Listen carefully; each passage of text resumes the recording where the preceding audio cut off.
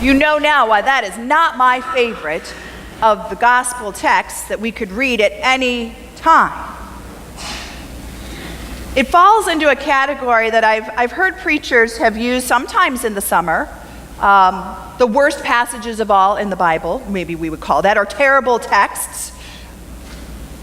And sometimes we save those for the summer when pews are a little thin, there's people out doing other things in the nice weather. I've avoided this text. I don't think I've ever preached on it because it's a tough one. And because the lectionary usually spares us grim episodes.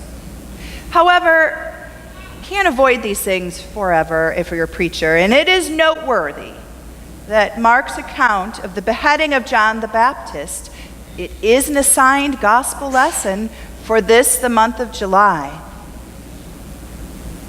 And so I've decided to tackle it. And this is different from what I preached on last night because I don't know what to say always about this particular hard text. I've never heard a sermon preached on this passage for good reason. You can put your ear to the ground and you can listen as hard as you can, but there is no joy, there is no hope anywhere in this text that I can find. It is a sordid tale of anger and revenge and resentment and death. Jesus, you may have noted, is never mentioned here. Instead, the plot revolves around two men, John the Baptist and Herod Antipas, tetrarch of Galilee, and then there are the two women, Herodias, Herod's wife, formerly married to Herod's brother Philip. And then there's Herod's, well, we're not sure what she is, a niece, a stepdaughter, also named Herodias, which is confusing. The Jewish historian Josephus identifies her as Salome. Maybe you've heard of that name before, and that helps with distinguishing her from the wife. John had gone to Herod and had told him that his marriage was a moral outrage. Herod had broken up his brother's marriage in order to take Herodias as his wife. As you might imagine, Herod did not like John's words. But the blushing bride, Herodias, was so infuriated, she wanted to kill John. Herod, who spent most of his time trying to please people, decided to take a middle route and lock John the Baptist in prison.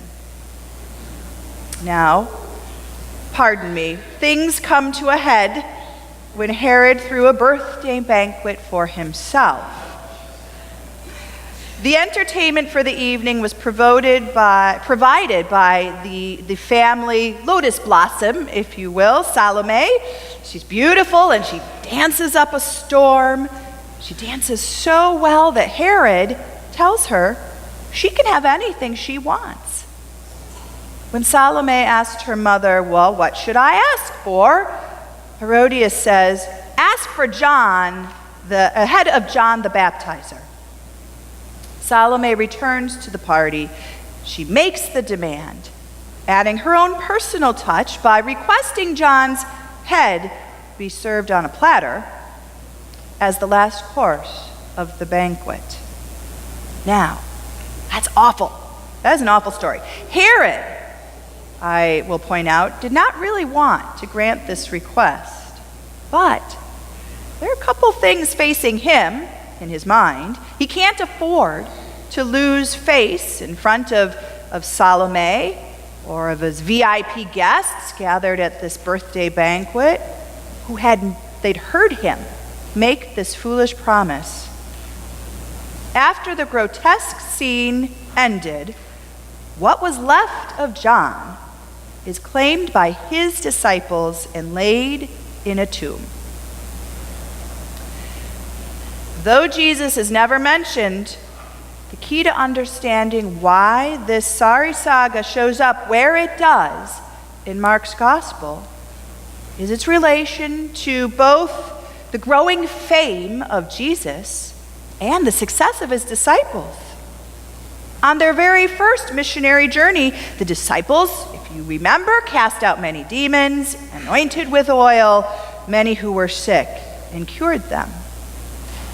Just as in the opening verses of Mark, the beginning of Jesus' ministry is linked to the work of John the Baptist. So, here, John's death foreshadows Jesus' death. Just as John's willingness to speak the truth to power leads to his being taken prisoner and suffering a terrible death, so it will be with Jesus as well. Herod will become Pilate later in the story. The means of execution will be a cross rather than a sword, but the end will be the same. And so it will be as well for many of the early followers of Jesus, readers of Mark's gospel, who will be imprisoned and die for the sake of the gospel. So those who follow Jesus in any age must never become carried away with the naive notion that faithfulness to God will ever be easy. This is a rocky road. Resistance is real. The message of the gospel, well, it can challenge. It can challenge those who are entrusted with political power and who are threatened by authority other than their own. We are saying our authority is in something other than you. It's not that those who carry power are all bad or all good. It's just that when things get tight, expediency and people-pleasing, as they did for Herod, can carry the day.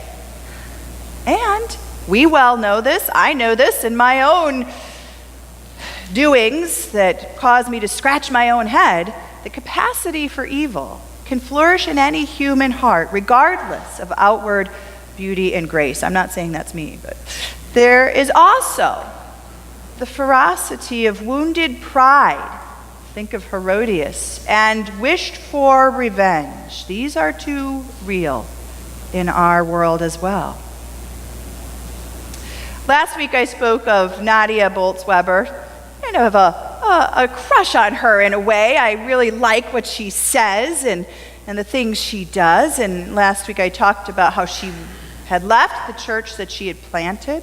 But before she left, she offers this story of someone asking her, do you think the church you planted will, get really big, flourish in number? And she smiled broadly and looked up at the sky and then back at her friend. Well, she said, no.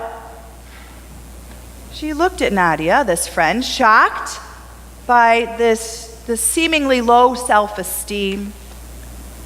Nadia said, there's just not a huge market for the message, Jesus bids you come and die. People don't exactly line up around the block for that.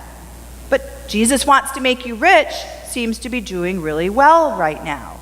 And there is indeed a prosperity gospel out there that says if you pray hard enough, if you're faithful enough, all will come to you and life will be smooth. And it's easy to understand that attraction. Some level we all want victory and success and wealth. And if someone is willing to tell me that Jesus also wants that for me and for us, well, I will sign up. That's good news. But the important guests at Herod's birthday party would never know what deep down inside we know, and Nadia knows.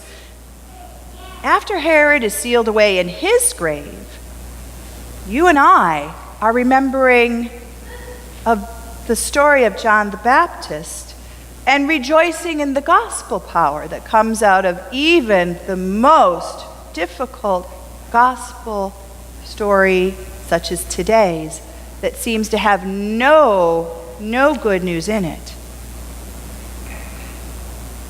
Jesus knew that people would be tempted to jump on the Superman, miracle worker, healer, rock star bandwagon.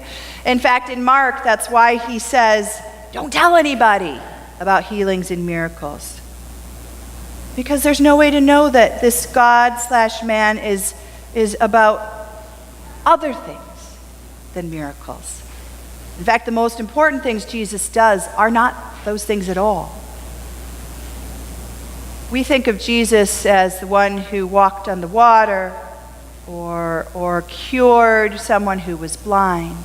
Really, the most important thing Jesus did was tell others, you can do that too.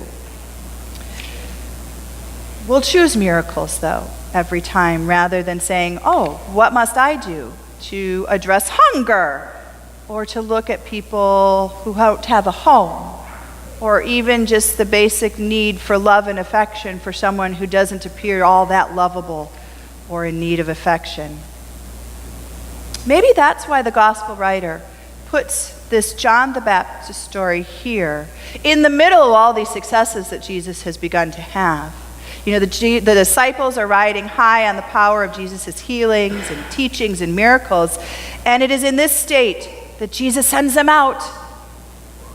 And he tells them to do their work in poverty and expect rejection. And just in case we don't get it yet, in case we think this thing we do is about glory, we are now told about John the Baptist.